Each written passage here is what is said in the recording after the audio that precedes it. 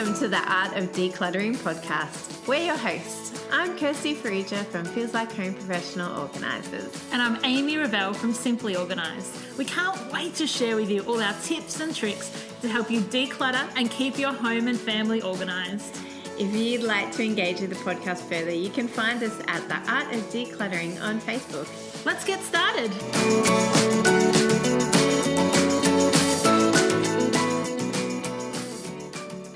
You've joined us for episode 22 of The Art of Decluttering. This is the very first podcast in our Christmas series for 2017, and today we'll be talking about decluttering and organising your Christmas schedule. Wow. How is it Christmas already? It's not Christmas. Let it be known it's only November. But we know that so many of you are already getting into the Christmas spirit. And so we wanted to get in here and help you all things Christmas over the next couple of weeks. So many of my friends, Kirsty, have already started putting up their Christmas trees. Are you one of those pre-Christmas Christmas trees? No, we are not. Although when does Christmas actually start? Well, look, traditionally the 1st of December is when you're meant to put your tree up. I know, and we do that, but we actually are very flexible around that. We do it whenever it's the closest weekend that suits our schedule. So, and as Emily always has her dance concert on that first weekend of December, we are not hard and fast rules about the 1st of December. We do it on the weekend closest, and Emily's concerts are always on that first weekend in December. So, yeah, I'm not sure when we're going to do it this year. Exciting. Maybe you can like Facebook Live the putting up of your Christmas tree this year for us. Maybe I could, although I think if my bah humbug husband might actually poo-poo the whole idea of a Christmas tree this year, because we are actually going away on the 4th of December for 10 nights. You are not putting up a Christmas tree. That's ridiculous. Well, but we might, because my parents are coming on the cruise with us, and then they're actually staying in Sydney for Christmas as well. So we're going to be celebrating with my parents for the first time ever that it's just my little family and my parents instead of my parents and all of my huge family, because there's actually 26 of us in my family, in my extended family. So it will be a very quiet Christmas this year. So the 14th you get back? Yeah, we get back on the 14th. Okay, so that's totally legit. I was picturing like you're not even going to be at home for Christmas, and that's why I was going, no, don't put up a Christmas tree just to... no. If we weren't going to be at Christmas, if we're not here at Christmas, then we wouldn't... Well, saying that, even when we come to Melbourne for Christmas, we still put it up. And then we take it down when we get home from Melbourne in January. Right. But it's just whether or not we put it up this weekend, which seems a bit early for my family, who are quite like...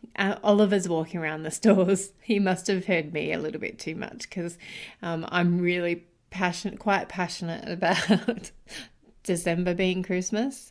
And okay, I can handle it halfway through November. But we saw so many decorations up before Halloween. Halloween? Yeah, Ollie was walking around the stores going, Mum, what are they doing? It hasn't even been Halloween. What are they thinking? That's a little opportunistic of the retail stores, isn't it? Oh, I think I saw some Christmas stuff in Woolies or Coles in September. That's ridiculous. Yeah, so I can tell by your tone that you two are a December Christmas person. Do you know what? I've always been a bit of a Grinch around Christmas. I never really liked Christmas growing up. It wasn't, I just didn't really like it. And I took that attitude into our marriage. But it really has only been the last couple of years. One of my girlfriends, Jackie, has turned me from being the Christmas Grinch into a happy little elf. Now we even do traditions like the elf on the shelf, and we do Christmas carols and all of those kind of things. But I do think December is the time for that. I'm not a November put your tree up kind of family. But if that's you and that brings your family joy, totally go for it. Yeah, I think I have always enjoyed Christmas. I probably haven't, to be honest, enjoyed Christmas as much since being married. maybe that has something to do with my a little bit of a Grinch husband. Hilarious. But also haven't enjoyed Christmas as much since becoming a parent. I think that's, everybody goes, oh, it's so wonderful being a parent. You get to relive Christmas through your children's eyes. I'm like, no, because all the attention's on them. That is hilarious, Kirsty. That's the funniest thing I've heard in a long time. So, yeah, but I am trying to be very intentional and thoughtful and engaged in Christmas because, particularly for you and I, it is a really significant time of year for our faith as well. Correct. Which kind of like makes it funny that we're both a bit bar humbugs. Once I'm in it, I'm in it. I just don't necessarily have that joyful anticipation.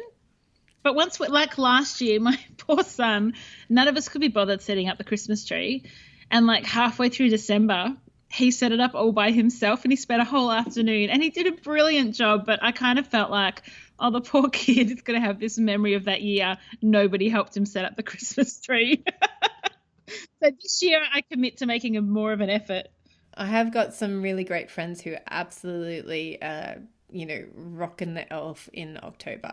And then people more in our persuasion who get their elf on the 15th of December. At the right time of year. So what we wanted to talk about today was not only that Christmas is coming, but that November is an awesome time to be thinking about what your December is going to look like. It's not just the time of year when you take that big breath before you rush through the Christmas chaos. November is actually the time to think, what do I want my December to look like? Do I want it to be chaotic? Do I want to have a really social month? Do I want to have a quiet month? Do I want to do my shopping at the end of December, at the start of December, and just planning out some of those really core things that, we have around Christmas? What memories do you want to make? What traditions do you have? So tell me, Kirst, about how that works for your family. So as I said, we put up the Christmas tree around that first weekend in December. That's usually a tradition. And then we love making shortbreads over the Christmas season too. And I'm not allowed to make shortbreads at any other time of the year. Apparently it's only a Christmas thing according to Simon. So we make lots of shortbreads over Christmas, and that's really fun for the kids to help me with. So that's another tradition that we have. When we're in Melbourne, we come and see the Maya windows. Beautiful. And when we're in Melbourne, we also go and do lights, the Ivanhoe Boulevard. Oh, that's crazy. Yes, and then in Sydney, we will often take the kids out to do Christmas lights too and stay up late one night and go and see them. So I'm just That's trying beautiful. to think of any other... we have a few advent calendars around our home, and they're just pointing us to the reason for the season for our family, because that's important to our family. So we'll often read the Bible stories to the kids and just get them to be thinking about, for our family, what the reason for the season is. I love it. I love it. And for those who are wondering, the reason for the season is not the sales that come on Boxing Day. I'm pretty sure she's talking about Jesus. What about you, Amy? What are some of your traditions in your family? One thing that we really love in our family is having an intentionally slow December.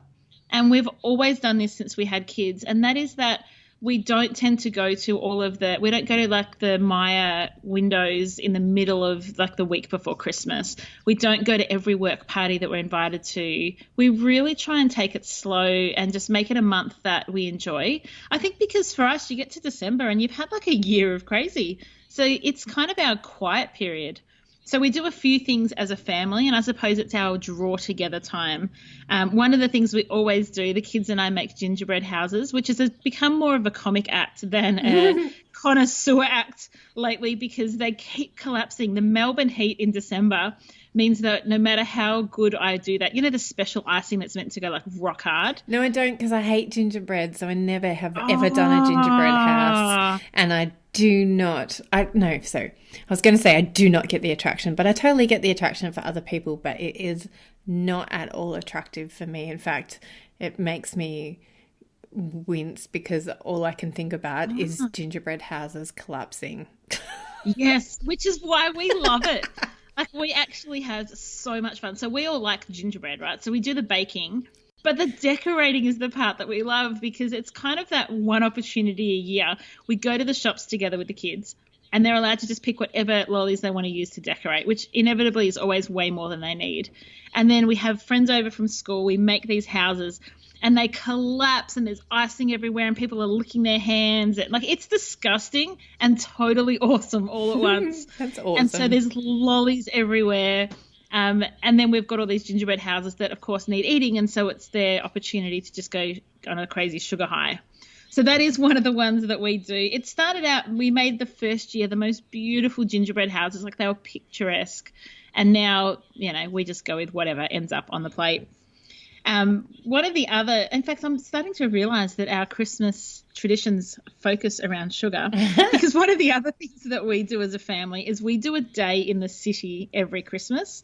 So sometime in December on a Saturday, for the whole day, we'll drive in or catch the train into the city, and we have like all these traditions that we do while we're in there. And one of them is there's this beautiful lolly shop just off Flinders Street, and they sell like these hard-boiled lollies and you can watch them being made. The kids just love it. So every year we go in there, everybody gets to pick one thing or a bag of something that they want, and then we nibble on those as we walk around the city. And we don't line up for the Maya windows. We just look through the gaps because it can take an hour to line up. So we just look through the little gaps and have a look at that, and then we go and have a look at the Enchanted Forest, and we go out for lunch, and we just go. The other thing we do, this is actually my favourite bit of it, is there's a board game shop on Block Arcade in the city in Melbourne. And so every year our tradition is we go in there as a family. We love playing board games, and we buy a family game, a new one every year. And so that's probably the highlight of the day because, the Maya windows are whatever they are, but having the game, then we get to go home and play it. And we love it. Like, that's just part of the fun. And we go down to South Bank. We have a gelati to end the day, and it's just a really beautiful day as a family. So that's probably our biggest Christmas tradition. And it's, rotates just around spending time together, eating, hanging out in the city, and we love it. You just reminded me of my other thing that we do is that we sit down and watch the Christmas carols on Christmas Eve together. Oh, nice. Minus Simon. He won't do it. Is there a theme happening here? No, I can't hear any theme. No, Simon will watch it under duress, and he'll watch it while we're waiting for the kids to calm down and go to sleep so that something else can happen, which we probably shouldn't mention on this podcast just in case little people are listening with their parents. Correct. But that's what we tend to do while we watch the carols. We do the same thing, and it's usually assembling something. Yeah, we had to wait. We were down in Melbourne. I think it was last year. We were down in Melbourne, and we usually stay in an apartment in Melbourne while we're down there. And Simon went to sleep, and I had to wait up until a ridiculous time because Oliver never went to sleep. Oh, no. And I think it was literally maybe 12 o'clock before he went to sleep. And because we were in a little apartment, I couldn't do what needed to be done. No, you have to wait till there's sound asleep children. Do you know what our kids discovered a couple of years ago, all on their own? They came out on Christmas Eve because I remember as a kid, I would always find it so hard to get to sleep because I really desperately wanted to stay awake so I could catch Santa in the act. But my kids said to me a couple of years ago, Mum, we've worked it out. The quicker we go to sleep, the quicker it's Christmas morning. I was like, oh, my gosh, you kids are genius. That's exactly right. So they'll quite often be dead asleep by 7:30 Christmas Eve, which I understand is so abnormal. And they're not asleep that time any other day of the year, but they have kind of come up with this theory, we'll make it come quicker by sleeping the hours away. More from us in just a few minutes. Don't forget to visit our website, theartofdecluttering.com.au, and sign up for our bonus episode that's not so secret anymore. We've done episodes on linen cupboards, toys, wardrobes, pantries, jewellery, and so many more. So if you're new to the art of decluttering, you'll find loads of great tips like this one from the episode we did on entryways. We keep hooks right next to our door for our keys, so that coming and going, we put our keys straight away. So if you haven't got somewhere to store your car keys, you can go as simple as what Kirsty was saying, and that's just putting a basket somewhere near the door or on top of something that you know where it is, and just make sure they always go in there. And for us, that's just hanging them up near the door. And now back to the podcast for so many more tips and tricks. Why don't we talk about how it is that you can create a vision for your December? Yeah, I think that's really important, and something that we've been doing for the last couple of years, and that is stopping about now, mid-November, and going, what do we want our December to look like? Do we want it to be busy? Do we want it to be relatively quiet? Do we want it to be social? Do we want it to be something that we do as family things? Do we want to go out as couple?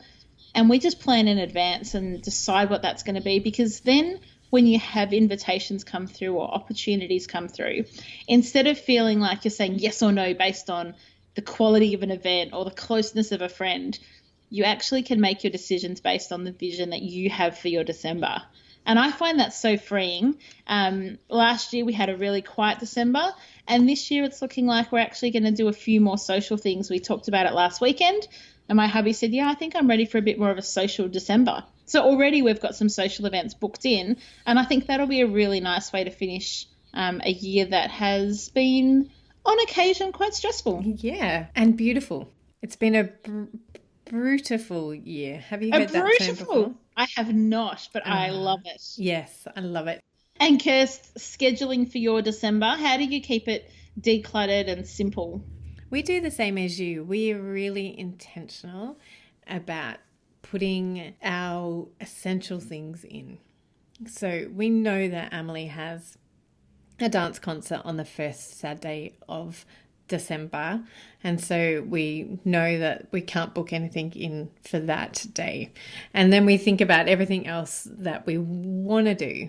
Like, so when do we want to do the Christmas lights? When do we want to do the shortcake, the shortbreads? When do we want to catch up with certain friends? And is there certain friends that is a must in December, or can anything wait until January? Because I think sometimes we get so caught up in this whole, we've got to catch up with people before Christmas. And then, everything's before Christmas. Can I finish my house before Christmas? Can I move house before Christmas? Can I get a new job before Christmas? Can I lose the weight before Christmas? Yeah. Just calm down. Christmas will come and go the same as any other day of the year. Yeah. And we all take, not all of us, but, generally people have more holidays over December, January. So why not put some things into January? Exactly. So we have got a really close circle of friends in our school mums, and so that is a must do. Like, even Simon's even says, when are we catching up with the school mums? That is awesome. The one thing that we need to do this Christmas. Like, and for the last couple of Christmases, that is the one thing, and everything else revolves around that. So we put in everything that we must do, and then decide on a case-by-case basis whether or not we're going to say yes to other things. So we've been invited to a few other things, and Simon's work puts on a kids' Christmas party. Cool. But we're not precious about saying yes or no to things. We are precious about guarding our time and making sure that we don't end up at Christmas exhausted, because we're, as you said, we're already exhausted from the year. The kids are already, we're 5 weeks out from finishing school, and the kids are already over everything. Yeah. My kids are melting down. Are your kids melting down already, Amy? They're not too bad, but I can see it coming in the not too distant horizon. Yes. So we're really, we try we try really hard to be intentional and thoughtful about what we say yes and no to. Yeah. And I think that, you and I have spoken about this before, and we've spoken about this in our course that we run, the power of saying no. And so I think it's really something that we can all learn to do better, is to actually learn to say no and be okay with that. Like, yeah, people are going to be offended or hurt or disappointed that we don't get to spend time with them, but we've got to guard what's important to us. And I think what you're talking about around Christmas, Kirst, is the power of no can actually be really diverse in Christmas. It can be no to time. It can be no to excess. It can be no to extra food. It can be no to drinking. It can be no to presents. It can be no to obligation. Like, I just think it's about giving yourself permission, isn't it? And saying, I am the person that gets to make the decisions for my December with my family, and then, taking into account how other people would feel and think, but you are the ultimate one that gets to decide. Yeah, and it is that creating your own vision. And if your vision is to go hell for leather, awesome. Go for it. Yeah, if that's what you love about Christmas, if you love fitting in something on Thursday night, Friday night, Saturday during the day, Saturday night, Sunday brunch, Sunday lunch, Sunday dinner, go for it. Like, that's awesome. And more props to you. That's so cool for you. Think of us while you're doing that, because we can't. Yeah. But if you are somebody who struggles, if you're like me and you're a people pleaser and you just want to say yes to everything, recognize that and go, actually, that is who I am. But do I need to be living in that? Is that the best choice for me? Is that the healthiest choice for me and my family, to be saying yes to everything, especially if you are like me and you have a husband who's an introvert and whose natural response is no. Like, I love those people, but no, I can't fit anything more into my weekend. Yeah. No, I love it. And I think, we're talking, it's obviously a podcast about decluttering, but when you're talking about the no's are you decluttering your schedule, decluttering your stress, decluttering your overwhelm. And so give yourself permission and then enjoy it, own it. Yeah. And so again, if Christmas season to you is all about hospitality and having people into your home, do it. If it is all about hospitality and seeing other people, then, think about other ways you can do that. And we are going to talk more about that in another episode, so I'll just leave it at that. Yeah, Kirst, can you tell our listeners what we'll be talking about next week in our Christmas series? Yeah, next week we are going to be talking about decluttering your decorations. Woohoo! This is a massive one. I love decluttering Christmas decorations with people. Totally love it. So we're going to have some fun. And then we are also going to be talking about Christmas gifts and how to have a minimalist or a decluttered Christmas gifts, and Christmas wrapping will be another one. And then another one will be Christmas functions and how you can have a decluttered Christmas function. Oh, I love that, Kirst. I'm so excited about our Christmas series. Yay! I know that our listeners and friends are going to enjoy it too. So maybe we should finish up this week and then they can have a week to remember and think and plan their December before we come back with some awesome ideas next week. Yay. I am really excited about this season. I am going to be very intentional and bring joy and receive joy in this season. So I will, no doubt next year I won't be such a Grinch. We'll work on it. Yeah. Have a great week, guys, and we'll speak to you next week. See ya. Bye. Thanks for joining us. If you've learned something awesome today, do a friend a favour and share this episode so they too can learn the art of decluttering.